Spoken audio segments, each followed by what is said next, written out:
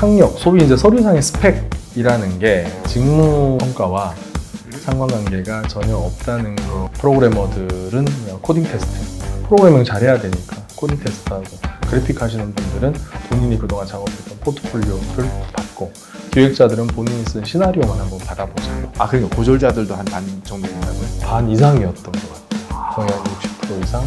이제 소위 이제 그 특성화고, 아예 고등학교 때부터 본인 적성 확실하게 이제 찾아서 공부했던 분들도 좀 있어요. 네, 안녕하십니까. 재단법인 교육개본 공동대표 송인수입니다.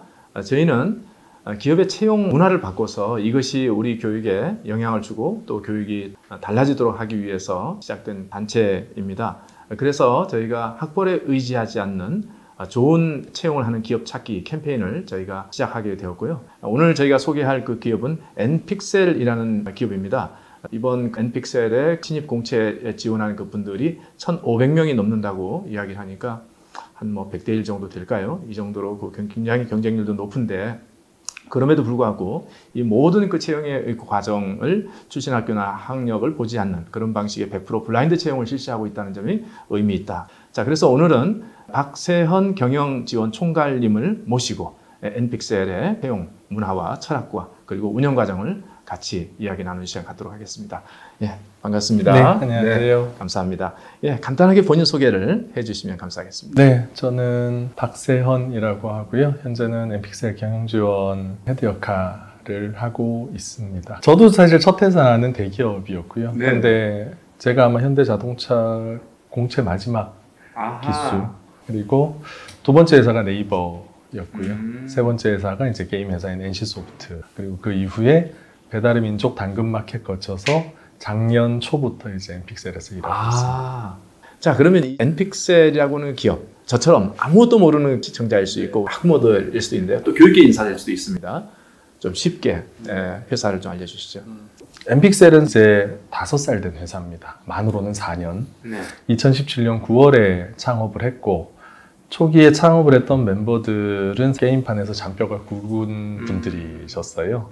예전에 뭐 아시는지 모르겠지만 세븐나이츠라는, 그러니까 모바일 게임의 시장이 확 열리면서 국내에서 가장 아마 히트를 쳤던 세븐나이츠라는 게임을 만들었던 멤버들이 넷마블이라는 조직을 떠나서 창업을 한 회사이고요. 게임 업계에서는 경력이 좀 깊으신 분들이 초기부터 엔픽셀이라는 회사를 창업을 해서 시작을 했고, 만 3년 동안 열심히 만든 첫 게이밍 그랑사가가 작년 1월에 출시를 했고, 이제 1년 좀 넘게 서비스를 하고 있고요. 게임의 장르로 보면은 가장 좀 대형 장르, 시간도 많이 걸리고 인원도 많이 투입이 되어야 되는 MMORPG 장르를 베이스로 해서 그랑사가도 역시 그런 이제 성격의 게임으로 만들어졌고, 그랑사가의 서사는 기본적으로는 이제 기사단의 이야기입니다. 기사단의 이야기이고, 다양한 캐릭터들이 나오고요. 그 기사단의 멤버들 중에 또 새로운 캐릭터들이 계속 만들어지고 있고, 그 기사단들이 이제 각각의, 저희는 이제 서비라고 하는데, 각각의 이야기 속에 가상의 세계에서 모험을 하면서 사냥도 하고, 그걸 통해서 이제 재화도 획득을 하고, 그런 과정들을 계속 이어져 나가는 전형적인 이제 MMORPG의 기본적인 구조를 가지고 있는 그런 이제 게임이고요. 채용 영역으로 좀 본격적으로 들어가기 전에 이 게임이라는 것이 기본적으로 그러니까 서사와 그리고 기술과 그리고 디자인 이런 것이 좀 총체적으로 같이 어우러지는 그런 영역이니까, 그와 관련해서 우리가 필요한 사람을 뽑을 때도 아마 그런 영역에서 이런 서사를 좀 구성하는 기획의 어떤 전문성 가지고 있는 사람도 좀 뽑아야 되겠고. 게임의 장르가 커지고 거기에 이제 굉장히 다양한 기술들이 접목이 되고 이러면서 이제는 MMORPG 장르 같은 경우에 꼭 뭐 MMORPG가 아니라도 요즘 웬만큼 많은 인원과 큰 자본력이 투입된 게임들은 저희는 토탈 테크니컬 아트라고 표현을 할 정도거든요. 그래서 게임사들은 영화를 바로 만들 수 있어요. 배우 한 명 없이. 그러니까 어떤 애니메이션 영화보다도 훨씬 정교하고 디테일한 영화를 만들 수 있습니다. 그래서 모 국내 게임사 중에 하나는 영화산업 진출까지 검토를 했을 정도로. 그럴 수 있겠네요. 네, 맞습니다. 그래서 큰 축은 프로그래밍을 가능한, 코딩이 가능한 이제 프로그래머들이 필요하고요. 그래픽을 그릴 수 있는 아트 하실 수 있는 분들이 필요하고 게임의 스토리를 구상하고 만들어낼 수 있는 이제 게임 기획자들이 필요하죠. 디자이너라고 저희는 표현을 하는데 네, 사실은 그 세 개의 핵심적인 직무가 게임을 만드는데 반드시 필요한 직군들. 이제 요즘에 저희가 좀 조사를 해보니까 채용 단계에 있어서 학벌을 전혀 보지 않고 내지는 출신 학교나 또는 다른 스펙을 전혀 보지 않고 오직 실력만 보고 뽑으려고 하는 그런 흐름들이 과거에는 그렇게 많은 것 같지 않았는데 최근 들어서 민간 기업에 특히 네. IT 기업을 통해서 많이 네. 확산되는 걸 좀 보고 굉장히 좀 이례적이었는데 그 N픽셀이 이런 방식의 블라인드 채용 방식을 도입하게 된 어떤 배경이 있으면 좀 말씀을 좀 주십시오. 게임 업계에도 이제 삼성 같은 회사들이 있거든요. 몇천 명의 임직원들이 있는 회사들, 뭐 넥슨, NC, 넷마블 이런 회사들인데 당연히 이제 그 회사들이 우선순위가 될 거고 우리나라가 사실은 그런 이제 소위 대형 게임사들이 시장의 60% 이상을 점유를 하고 있는 승자 독식 구조로 형성이 된 지가 꽤 오래됐습니다. 그런 시장에서 저희가 나름의 인적 경쟁력을 가지고 좋은 인력을 뽑기 위해서는 그들과는 사실 좀 다른 잣대로 채용에 접근을 해야 되는 거죠. 그리고 두 번째는 저희 산업계뿐만 아니라 최근에 모바일 기반의 플랫폼 회사들, 스타트업들이 다 사실 비슷한 생각들을 하고 계시는데 학력, 소위 이제 서류상의 스펙이라는 게 직무 성과와 상관관계가 전혀 없다는 거를 그냥 연구 결과가 아니라 이런 이제 이 산업 생태계에서 실제로 다들 체감을 하고 있는 거죠. 그래서 굳이 사실은 서류상의 스펙이라는 게 그렇게 중요한가? 사람을 뽑을 때 그런 이제 생각들 너무나 이제는 당연하다는 인식들이 좀 시장에 많이 퍼져 있고 저희도 역시 마찬가지. 그리고 또 굳이 그런 과정을 그렇게 고도화된 과정을 통해서 사람을 뽑을 이유가 없었던 거죠. 과거의 산업 생태계에서. 산업혁명 이후에 200년 동안 사실은 평생 고용이 보장되는 시대가 지속돼 왔잖아요. 그냥 비슷비슷한 사람들이 우리 회사에 들어오면 이 사람들의 한 명 한 명의 맨파워가 우리 회사의 성과를 올려주는 게 아니고 우리가 이미 플레이하고 있는 시장의 시스템이 사실은 안정적으로 돈을 벌어주던 시대가 20세기였거든요.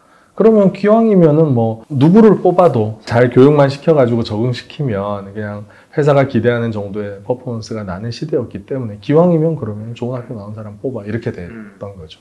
사실 이게 저는 그때 당시에 현실적인 답이었던 것 같아요. 그런데 21세기 이렇게 넘어오면서 새로운 산업 생태계 온라인에서 지금은 이제 모바일 환경으로 완전히 진입한 상태고 10년 만에 10조, 20조짜리 기업이 생겨나고 5년, 뭐 10년 미만의 스타트업이 뭐 몇십 년 된 기존의 전통적인 강자들을 이기고 인수를 하고 이런 불확실성이 어마어마하게 커진 시대. 당장 내년의 사업 계획을 예측하기도 힘든 시대가 됐거든요. 그럼 과거에 20세기에 필요로 했던 그런 인재들로는 이 전쟁에서 살아남을 수 있을 것이냐. 이건 저희뿐만 아니라 그런 이제 전통적인 산업을 영위하는 대기업들도 지금 여기에 대해서 심각하게 고민을 하고 있는 거죠. 온라인 태동하면서부터 거의 한 20년 가까이 된 업력을 가진 회사가 이제서 막 3년, 4년 된 모바일 쇼핑몰 회사들의 점유율을 뺏기고 있는 시대인 거죠. 그래서 과거에 사람을 뽑는 기준으로는 절대 앞으로 시대의 경쟁력을 유지할 수 없다라는 회사 조직들의 어떤 뼈아픈 깨달음 뭐 이런 것들을 통해서 사실 이런 채용의 변화가 몇 년 전부터 생겨나지 않았나. 그러니까 말씀하시는 것은 그 업종 불문하고 우리 이 기업의 산업 생태계가 많이 달라졌기 때문에 그 생태계에서 살아남기 위한 그 차원에서 새로운 인재를 뽑는 그런 방식의 좀 전환이 좀 시작됐고 이것은 말씀하신 것처럼 보면은 IT 기업이라든지 이런 영역만이 아니라 전통적인 산업 영역도 결국 그렇게 될 수밖에 없다. 이 말씀을 하시는 거잖아요. 그게 주는 의미가 굉장히 크다는 생각은 듭니다. 왜냐하면 지금 채용 방식에 대해서 많은 분들이 그거야 IT 스타트업이 그런 것이지 다른 영역은 안 그래. 이제 그렇게 이야기하면서 기존의 채용 방식이 계속될 것을 그렇게 기대하거나 또는 확신을 좀 하고 있는데 그건 아니란 얘기고. 그건 IT나 스타트업 회사들이 그렇지라는 그 회사들이 기존의 전통적인 산업 영역을 계속해서 영역을 가지고 오고 있거든요. 대표적인 게 오토 시장인 거죠. 카카오가 택시 시장, 전통적인 택시 시장을 한번 뒤흔들어 놓은 거나 지금 제가 말씀드리는 모바일 쇼핑의 스타트업들이 기존의 전통적인 온라인 쇼핑, 심지어 오프라인 유통시장까지도 뒤흔드는 모습들이나 이러한 것들이 과연 기존의 전통적인 산업 영역에서 쟤네는 쟤네들의 세계가 있는 거야 라고 분리해서 생각할 수 있을까? 이미 사실은 그 전통적인 기업체는 거기에 대한 위기감을 어마어마하게 느끼고 있거든요. 그렇군요. 네. 아니 그런데 이제 보통 일반인들이 이런 산업의 그 변화를 인정한다 하더라도 채용의 그 과정 속에서 일반적으로 생각하고 있는 관점은 학벌에 의존해서 사람을 찾으려고 하는 것은 아니나 학벌을 참고는 하고 싶어. 참고는 뭐가 잘못이야? 참고는 하고 그것을 필수로 매이는 것은 아니지만 참고 정도 하고 다른 능력도 보고 이래서 한 요소라도 더 볼 수 있다면 더 나은 사람을 볼 수 있는 것 아닌가? 이런 생각을 하기 마련일 텐데 그런 그 것들도 배제하고 이런 블라인드 채용 방식을 선택했다면 그게 학벌의 의미가 뭐고 그런 부분을 어떻게 해석해야 될지. 원래 이제 예전부터 블라인드 채용이라는 거는 사실 유행을 했었거든요. 2010년 뭐 이때부터 그 대기업들도 그렇게 했고 그럼에도 불구하고 대표님 말씀하시는 그 최소한의 참고 이런 것들은 늘 봤습니다. 근데 그러다 보니 결국에는 최소한의 참고해야 되는 팩트가 사실 영향을 주게 됩니다. 사람의 심리가 적지 않게 영향을 준다는 얘기죠. 사실 영향을 주게 됩니다. 네, 그래서 저희는 이제 아까 말씀드린 현실적으로 저희가 대형 게임사들하고 비슷하고 동일한 잣대로 사람을 뽑을 때는 분명히 당연히 경쟁력은 떨어지겠죠. 그래서 좀 역발상으로 접근을 한 거고요. 엠픽셀의 작년 첫 공채도 역시 그런 본질에 좀 집중을 했던 거죠. 처음 사람을 모집할 때 어떤 이 사람에 대해서 편견이나 오류를 가질 수 있는 요소들을 다 배제하고 우리는 작업물만 한번 받아보자. 포트폴리오만 한번 받아보자. 프로그래머들은 코딩 테스트. 프로그래밍 잘해야 되니까 코딩 테스트하고 그래픽 하시는 분들은 본인이 그동안 작업했던 포트폴리오를 받고 기획자들은 본인이 쓴 시나리오만 한번 받아보자. 뭐 이렇게 이제 접근을 한 거죠. 그걸 가지고 어떠한 요소들을 다 배제한 채 그래서 이제 각 현업의 부서에 있는 면접관들에게 서류 전형을 요청을 드렸고 거기서 정말 이 사람이 내놓은 이 성과물만을 가지고 한번 서류 전형을 해서 인터뷰를 한번 봐봅시다. 현업에서 다 동의하셨어요. 좋다고. 저희가 IT 업계에 블라인드 채용하는 경우를 좀 보니까요. 일반적으로 개발 직군의 경우는 블라인드 채용을 하는데 나머지 비개발 직군의 경우는 학벌 스펙을 보는 그런 서류 전형을 좀 실시하는 경우가 좀 많더라고요. 그런데 엔픽셀의 경우는 보니까 뭐 기획, 아트, 프로그래밍, 뭐 PM, 뭐 전 직군에서 이런 그 블라인드 채용을 실시하는 것 같은 어떻습니까? 그렇게 전 직군에 걸쳐서 블라인드 채용을 해봤는데 결과적으로는 저희가 기대했던 것보다 너무 결과가 좋았어요. 최종 22분이 최종 합격을 하셨고 그 중에 한 분은 고민을 하시다가 저희보다 연봉이 높은 이제 모 회사로 가셨고 최종 이제 21분이 이제 입사를 하셔가지고 일을 하셨고요. 저희가 이제 프로베이션, 그러니까 수습 기간이 있기는 한데 한 분이 아마 그 수습 기간에서 탈락을 하신 것 같아요. 이제 수습 기간 중에 이제 저희가 이제 수습 기간에 이제 직무 평가를 하는데 경력직 분들 수습 평가 점수가 대략 이제 90점 초반대 점수대가 나오시거든요. 3개월 동안에.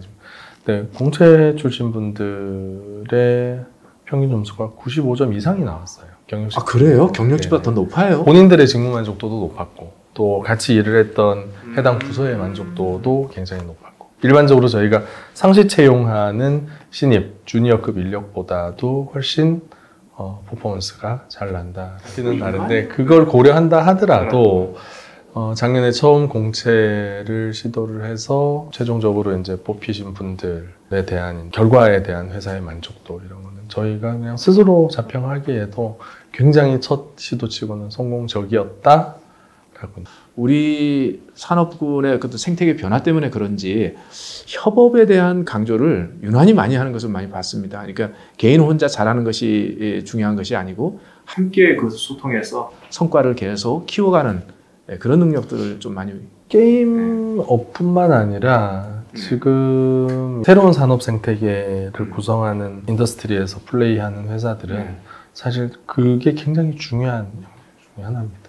그러니까 한 명의 천재보다 10명의 일반적인 인력들이 아이디어를 모아서 시너지를 계속해서 창출해 나가는 과정이 지금 굉장히 중요한. 우리 한국 교육에서는 남하고 협업 못하더라도 네가 똑똑하다는 것을 입증하라고 하는 방식의 교육 방식을 학교와 그리고 대학 입시 계속 20년 동안 강요를 하거든요. 그래서 20년 넘게 제도적인 교육 안에서 교육을 받고 사회에 나오는 새로운 세대들이 나오자마자 어마어마한 혼란과 충격을 받게 되는 거죠. 아, 그러니까요. 내가 학교에서 배운 건 이건데 왜 사회에서는 갑자기 내가 그동안 배우지 않았던 것들을 요구하지? 라는.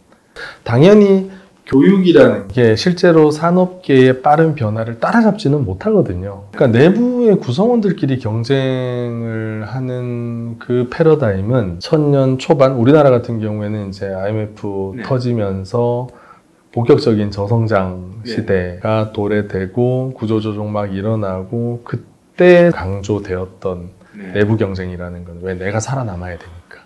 근데 지금은 사실 그런 시대는 아니거든요. 그냥 단지 국내가 아니라 글로벌한 많은 경쟁자들과 치열하게 경쟁을 해야만 성장이 아니라 최소한 생존을 할 수 있는 그런 상황이다 보니까 최근에 뭐 한 10년 동안에 우리나라 산업계에서 일어났던 일만 보더라도 불과 몇 년 안 된 회사들이 몇 조짜리 가치가 되고 갑자기 또 외국계 기업과 합병을 하고 이런 일들이 뭐 너무나 일상처럼 비일비재하게 일어나잖아요. 그러니까 적도 동지도 없는 엄청난 불확실성과 융합의 시대에 살고 있다 보니까 더더욱이 내부의 경쟁력을, 고유한 경쟁력을 단단하게 가져갈 수 있는 협업이라는 거는 굉장히 어떤 조직이든 사실 필요로 하는 중요한 역량 아닌가. 제가 이제 관리자가 된 이후부터 면접을 볼 때마다 가장 매력적인 후보자가 누구냐면 이타성이 강한 친구들이 있거든요.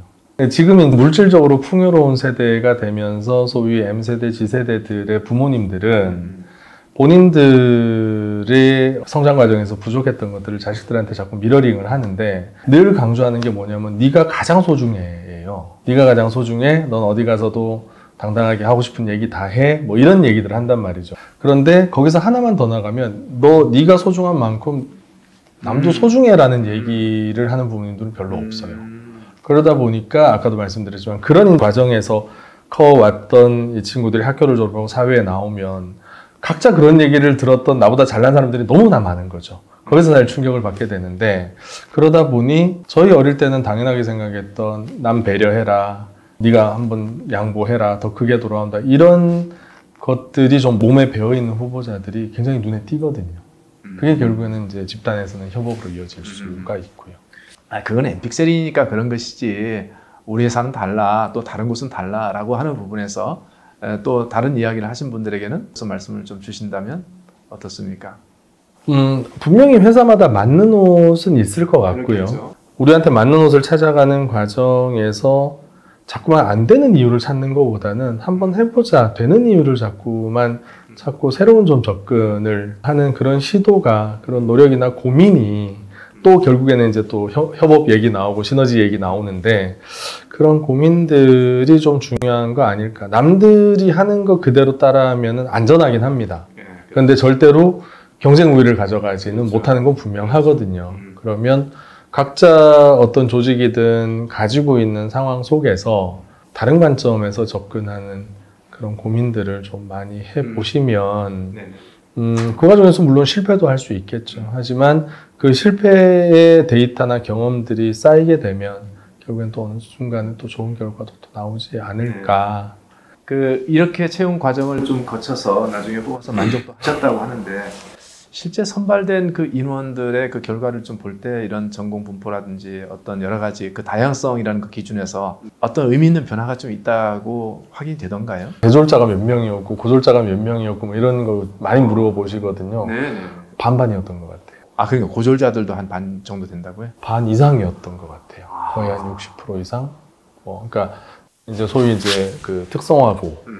아예 고등학교 때부터 본인 적성 확실하게 이제 찾아서 공부했던 분들도 좀 있었고, 또 해당 직무 관련된 이제 대학에서 그 전공을 하셨던 분도 또 계셨고, 서울에 있는 학교는 몇 명이었나 뭐 이런 물음도 하시는데, 뭐 모수 자체가 이제 너무 작기 때문에 그걸 사실은 크게 의미는 없지만, 최종적으로 명문대에 나오신 분도 한두 분 계셨고요. 또 그렇지 않은. 그래서 이건 뭐 어떤 통계적으로 공통점을 찾기는 힘들 정도의 결과가 결국 나온 거죠. 그냥 골고루 결과값만 본다면. 마지막으로 어찌 보면 구직자들에게는 말씀을 좀 하셨는데 우리 초중고의 우리 교육자들과 부모님께 좀 혹시나 하실 말씀이 있으시면 좀 주시면 좋겠습니다. 일단 자녀나 학생들을 좀 믿어주셨으면 좋겠어요. 저희 부모님, 특히 저희 어머님은 제가 어떤 선택을 하든 그대로 그냥 두셨어요. 간섭하지 않으셨다는 거죠. 어른이니까 간섭하고 싶을 거잖아요. 저거 분명히 잘못된 선택인데, 그렇죠. 네, 내 경험에 의해서는 저 잘못된 선택인데, 근데 잘못된 선택을 제가 설사 했더라도 그 시행착오를 그냥 제가 겪게 두셨던 것 같아요. 그것도 배움이다라고 생각을 하셨던 것 같아요. 처음에는 시간 낭비가 일어날 수 있겠죠. 그렇죠. 그런데 그 경험이 자꾸 쌓이다 보면 나중에 그 낭비했던 시간만큼은 나중에 다 복구할 수 있다고 저는 생각을 하거든요. 그러니까 실패하고 시행착오 할 수 있는 그런 기회를 좀 많이 주셨으면 좋겠어요. 어릴 때. 근데 이제 그런 의미에서는 이제 부모님들이 사실은 고등학교 입시와 대학 입시에서 인생이 결판 난다고 하는 그 초조감, 압박 이런 것에 자유로워야지 아이들에게 기회를 주거든요. 그런 부분에서 두 부모님은 아마 조금은 좀 자유로운 마음을 갖고 계셨던 것 같아요.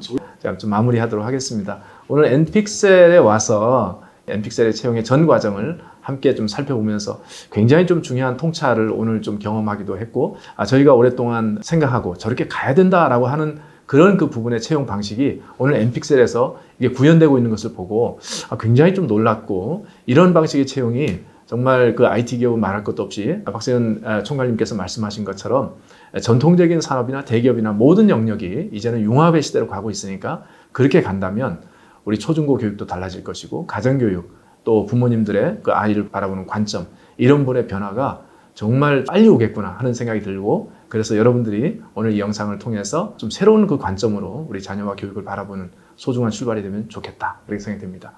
네, 감사합니다. 이상으로 오늘 시간을 마치도록 하겠습니다.